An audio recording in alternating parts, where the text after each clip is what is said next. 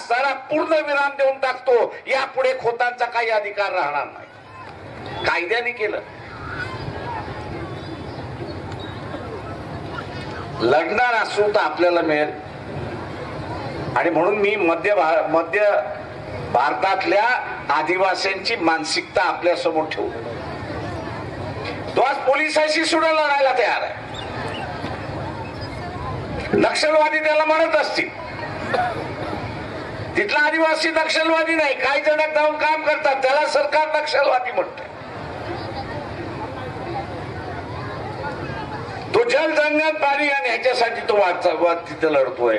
आम्ही असताना आमच्या कायद्याने दिलेल्या जमिनीसाठी कुळासाठी लढणार आहोत की नाही हा त्याच्यातला महत्वाचा भाग आहे. आणि म्हणून जो दबलेला आहे, ज्याच्या मनामध्ये भीती आहे आणि ज्याला असं वाटतंय की इथला असणारा धाण्या वाघ आम्हाला काय करेल. लोकशाहीमध्ये हे सगळे धाणे वाघ तुमच्यामुळे वाघ आहेत. ज्या दिवशी तुम्ही इथे आपटलं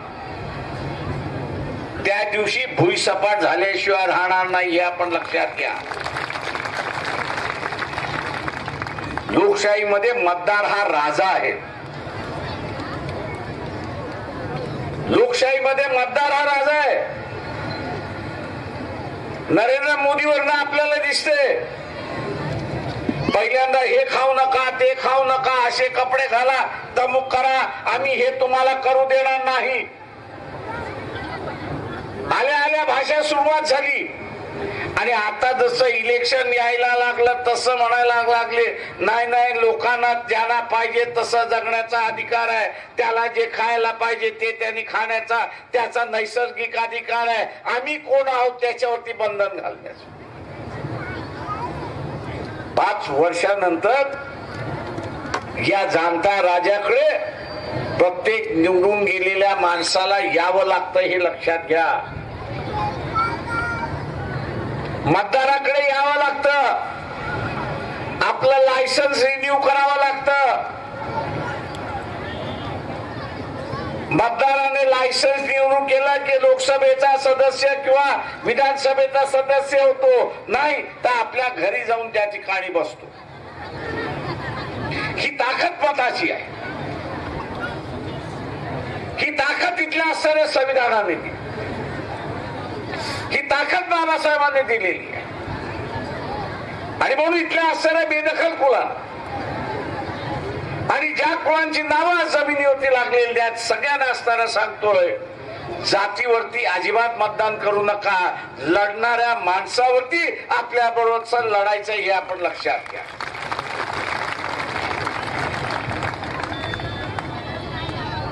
लढणारा कार्यकर्ता ज्याला आपण सत्तेवरती बसलो तर तोच आपले प्रश्न सोडवू शकतो हे लक्षात घ्या. किती 4 वर्ष खासदार आहेत पण एकदा तरी असताना या बेदखल कुळ किंवा कुळाच्या प्रश्नावरती आवाज उठवलाय का मी तरी ऐकलेलं नाही. लांज्यामध्ये असणारे अनेक संघटना आहेत की हा बेदखल कुलावरती असताना कामकाज करतात. देवरूखमध्ये आहेत की तिला असणाऱ्या अनेक संघटना कामकाज करतात. दापोलीमध्ये असणाऱ्या संघटना काम करतात. पण यांना कधी मदत मिळालीच नाही. आणि म्हणून माझ्या जातीचा आणि म्हणून माझे प्रश्न सोडवेल अजिबात इथे नाही. इथला काँग्रेस असेल राष्ट्रवादी असेल सेना असेल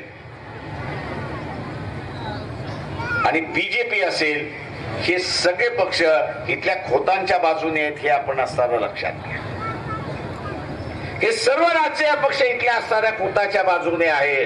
आणि म्हणून इथल्या बेदखल कुळांना आणि कुळाला असणारा आपल्या जमिनी नावावरती करून घ्यायचे असेल तर वंचित बहुजन आघाडीशिवाय पर्याय नाही हे आपण असताना लक्षात.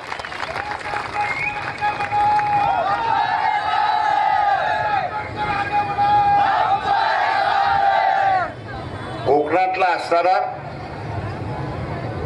मला असं वाटलं होतं की राजाराम पाटील त्याचा उल्लेख करतील. कोस्टल रोड करायचं चाललेलं आहे.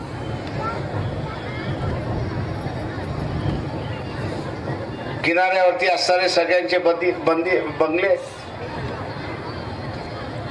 नीरव मोदीचा असणारा आज बंगला तोडून टाकला म्हणून असणारी बातमी आहे. बाबा या सगळ्या किनारपट्टीवरती अजून नीरव मोदी आहेत ना, त्यांचे बंगले सुद्धा कायदेशीर नाहीत, तेही अतिक्रमणामध्ये आहेत. देवेंद्र फडणवीसचं सरकार ते मोडणार आहेत ते पहिल्यांदा सांगा.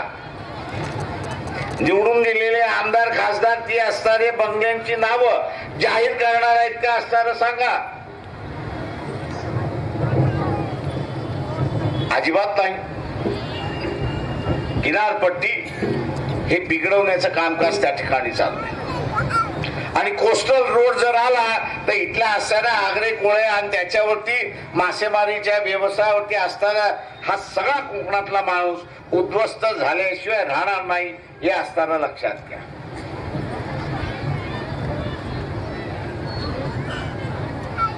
आज जी काही योजना केल्या जाते ती योजना तिथल्या राहणाऱ्या लोकांना फायदेशीर नाही, तर त्या लोकांना उद्ध्वस्त कसं केला जाईल अशीच असणारी परिस्थिती. आणि म्हणून सावधतेने आपण पाहिलं पाहिजे असं माझं असणारं आव्हान आपलं सगळ्यांना या ठिकाणी. जी काही केमिकल इंडस्ट्री यायला मागते, माझं आव्हान इथल्या कोकणवासियांना आहे की विरोध करा. आज जगामध्ये कोकणाचा जो उल्लेख केला जातो तो एकाच गोष्टीसाठी उल्लेख केला जातो आणि ते म्हणजे इथली असणारी हवा 90% शुद्ध आहे. कोकणातली हवा 90% असणारी शुद्ध आहे. ही 90% असणारी हवा शुद्ध असणारी हवा सुद्धा तिचं मार्केटिंग केलं जाऊ शकतं, टुरिझम वाढू शकतो, आरोग्याचा असणारा सवाल या ठिकाणी सोडवला जाऊ शकतो. आणि म्हणून केमिकल इंडस्ट्री आणून इथली हवा जी दूषित करण्याचा प्रयत्न चाललाय त्याला विरोध होणं हा महत्वाचा आहे. इंडस्ट्री आली म्हणजे काम मिळतं असं नाही. इंडस्ट्री आली म्हणजे काम मिळतं असं नाही. आताच्या ज्या काही इंडस्ट्री येतात आहेत की जिथे पूर्वी 4000 माणसं लागत होती, आता नव्या इंडस्ट्री नव्या टेक्नॉलॉजी जो येतोय त्या नव्या टेक्नॉलॉजी मध्ये 40 माणसं फक्त काम करतात अशी असणारी परिस्थिती. 40 माणसावरती अख्खी इंडस्ट्री चालू शकते पण अख्खं प्रदूषण वाढू शकतं अशी असणारी परिस्थिती. मी टेक्नॉलॉजीच्या विरोधातला नाही. टेक्नॉलॉजी ही विकसित होत जाईल पण टेक्नॉलॉजी ही माणसाला बेरोजगार करणारी नसली पाहिजे. तंत्रज्ञान या साऱ्या माणसाला बेरोजगार करणारं नसलं पाहिजे. तर तंत्रज्ञान हे माणसाला एम्प्लॉयमेंट देणार असेल तर ते आलं पाहिजे हे आपण असताना लक्षात. आणि म्हणून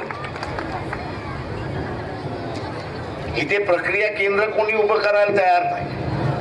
काजूचं प्रक्रिया केंद्र तयार करायला नाही, तर आंब्याचं करायला तयार नाही की ज्याचं असताना जगभर मार्केट आहे. भारतामध्ये 8000 कोटीचा असणारा काजू दरवर्षी इम्पोर्ट केला जातो. 8000 कोटीचा काजू हा बाहेरच्या देशातून भारतामध्ये येतोय. पण इथल्या कुठल्याही मंत्र्याने आणि मुख्यमंत्र्याने या कोकणामध्ये काजूचं लागवड झाली पाहिजे आणि 8000 कोटीचा असणारा जो व्यवहार आहे तो या सिंधुदुर्ग असेल, रत्नागिरी असेल आणि रायगड जिल्ह्याच्या काही भागातल्या लोकांना या 8000 कोटीपैकी काही व्यवहार आपण आणून दिला तर इथला असणारा लोकांच्या हातामधला काम मिळतं, विकसित मिळतं आणि नाणंही मिळतं अशी असणारी परिस्थिती. आणि म्हणून कोकणाचा विकास हा वेगळ्या पद्धतीने होऊ शकतो हे आपण लक्षात ठेवू. माझं आव्हान आपल्या सगळ्यांना राहणार आहे की मोदी आता म्हणत चाललेला आहे की देशभक्ती देशभक्ती, बीजेपी वाले म्हणत चाललेत देशभक्ती देशभक्ती, RSS वाले म्हणत चाललेत की देशभक्ती देशभक्ती, आणि आम्ही म्हणत चाललेलो आहे की पाकिस्तानवरती कारवाई केली की नाही. नसीब नावाचा असा एक पिक्चर आहे माझ्या माहितीप्रमाणे, त्याच्यामध्ये विनोद खन्ना पोलीस असतो आणि अमिताभ बच्चन चोर दाखवलेला असतो. दोघांमध्ये मारामारी होते. विनोद खन्ना त्याला मारतो, पण असताना अमिताभ बच्चन त्याला म्हणतो मी तुला एक फाईट मारली की नाही सांग, सॉलिड मारली की नाही सांग. तसं आता 20 वर्ष मार खाल्ल्यानंतर, पाकिस्तान करून 20 वर्ष मार खाल्ल्यानंतर एकदा कुठे एअर स्ट्राईक केली आणि त्याचा आता मार्केटिंग चाललंय आम्ही मारला की नाही सांगा. अरे पण 20 वर्ष आम्ही मार खात आलो त्याचं काय. 20 वर्ष पाकिस्तान पासून मार खाता आलोय, एकदा तुम्ही मारलात, तुम्ही त्याच्या नॉन मिलिटरी इन्स्टॉलेशन वरती जाऊन मारलात, त्यांनी येऊन तुमचं मिलिटरी इन्स्टॉलेशन वरती बॉम्ब टाकला. तुम्हाला 17-14 दिवस लागले, त्याला 4 तासच लागले, आणि 4 तासांनी त्यांनी मिलिटरीच्या वरती असताना बॉम्ब टाकल्यानंतर भारताच्या पंतप्रधानाची भूमिका काय, ते बिळात जाऊन शिरले, प्रत्युत्तर तर दिलंच नाही, आणि फुशारक्या मारायला लागलेत की आम्ही असताना एक बॉम्ब टाकला की नाही सांगा. आणि आंतरराष्ट्रीय प्रेस म्हणतंय की तुम्ही एक बॉम्ब टाकला, पण जे म्हणताय 300 माणसं मेले, त्याच्यामध्ये एक खडकूही मेला नाही, अशी असणारी परिस्थिती. आज जी तिरफा चालली आहे ती इकडनं तिरफाण नाही चालली आहे पंतप्रधानाची. चिरफा जी चालली आहे ती परदेशी वर्तमानपत्रामध्ये चालली, BBC करते, CNN करते. अल जझीरा ते म्हणते अरे बाबा एक प्रयत्न दाखव, तुम्ही बॉम्ब टाकलात हे आम्ही कबूल करतो, पण 300 माणसं मेली हे तुमचं स्टेटमेंट खोटं आहे आणि पंतप्रधान खोटारडा आहे हे ते सिद्ध करायला त्या ठिकाणी निघाले.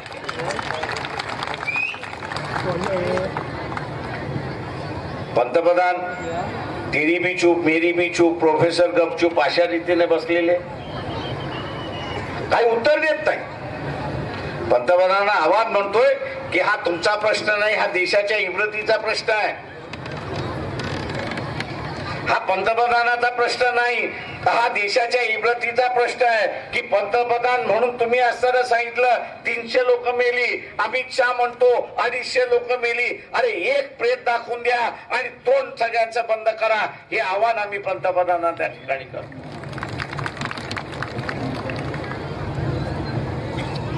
इथं धर्मांध मतदार आहे, धर्मांध मतदार आहे की त्याला सेनेचा आणि बीजेपीचा सत्ता पाहिजे. मी त्यांना असताना विचारतोय की तुम्ही कमी बेआबरू केली का ह्या देशाची, या देशाची कमी बेआबरू केली. आज जगभर असणारे विचारल्या जात आहे अरे बाबा तुम्ही 300 मारलीत, त्यांच्या बॉडी तर दाखवा, तिथं रक्त पडले ते तरी दाखवा, तुमच्याकडे जो पुरावा आहे तो तरी दाखवा, आणि काहीच दाखवले जात नाही. मी या धर्मांध मतदारांना असताना सांगतो की पुन्हा तुम्ही असताना नरेंद्र मोदीला निवडून दिलात, पुन्हा नरेंद्र मोदीला निवडून दिलात तर या देशाला कोणीही सिरियसली घेणार नाही, हे आपण असताना लक्षात घ्या. कारण पंतप्रधान खोटारडा हे ठरवण्यात आलं, पंतप्रधान खोटं बोलतो हे ठरवण्यात आलं, पण त्याच्याच बरोबर भारतीय जनता सुद्धा खोटी आहे आणि खोट्यावरती विश्वास ठेवते. हाच फक्त त्या ठिकाणी शिक्का आपण करणार. बीजेपीला पुन्हा निवडून आपण दिलं, बीजेपीला पुन्हा आपण निवडून दिलं, ते एवढं लक्षात घ्या की या देशातला माणूस पंतप्रधानाच्याच कॅटेगरी मधला आहे, त्याच्यात सारखा आहे, खोट्यावरती विश्वास ठेवणारा आहे, आणि म्हणून यापुढे या देशावरती विश्वास ठेवायचा नाही, असे अनेक जण त्या ठिकाणी निर्णय घेतात. या एअर स्ट्राईक मधलं माणसं मारली, असं जे पॉलिटिकल स्टेटमेंट करण्यात आलं, टेररिस्ट मेल्या गेली असं जे स्टेटमेंट करण्यात आलंय, त्याच्यातून या देशाची नुसती इब्रत नाही तर या देशाचा विश्वास याच्यावरती प्रश्नचिन्ह पडले नाही. या देशाच्या विश्वासावरती प्रश्नचिन्ह पडलाय. आणि म्हणून मगाशी मी म्हणालो की मोदीला आपण असं निवडून दिलात, बीजेपीला पुन्हा आपण असं निवडून दिलात, तर हा प्रश्नचिन्ह राहत नाही. तर लोकांचं मत होतं की भारतामधला माणूस हा खोटारडा आहे आणि खोट्यावरतीच तो विश्वास ठेवत असतो, तो खोट्यावरतीच विश्वास ठेवत असतो. आणि म्हणून आता देशाची इब्रत वाचवायची असते, देशाची इज्जत कायम ठेवायची